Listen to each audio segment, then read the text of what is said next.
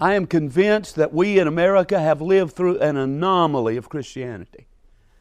We've had about 150, 200 years here of a strange kind of Christianity.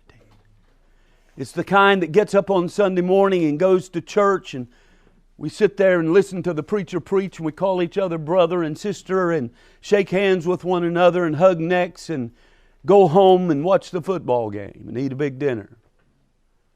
And if we're really dedicated to the Lord and really sacrificing for Christ, we'll get up maybe and go to the evening service. And then if we're absolute fanatics, we show up on Wednesday night, pray.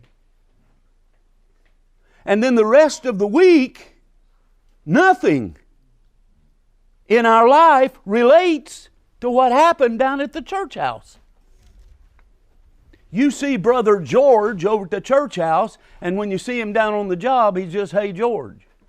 But he's Brother George over at the church house.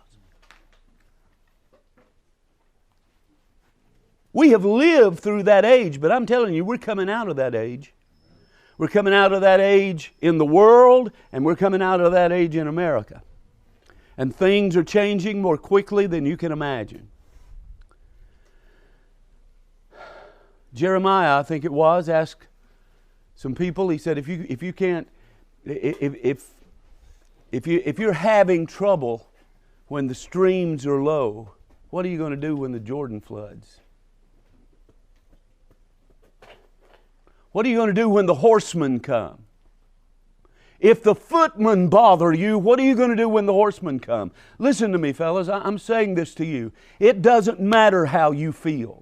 It doesn't matter what you think. It doesn't matter what the devil throws at you. It just doesn't matter. It doesn't matter. Get off your feelings. Quit petting yourself. Quit thinking about what a rough time you're having, and think about what a rough time some other brothers are having. And go somewhere and bury your face in the sand and weep for them.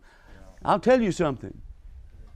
If we get our minds off ourselves and get our minds on our brothers and sisters, and especially our minds in worship on the Lord Jesus Christ, a whole lot of problems that we're having would be gone. They'd be gone. I'm talking about personal problems that we have in our lives.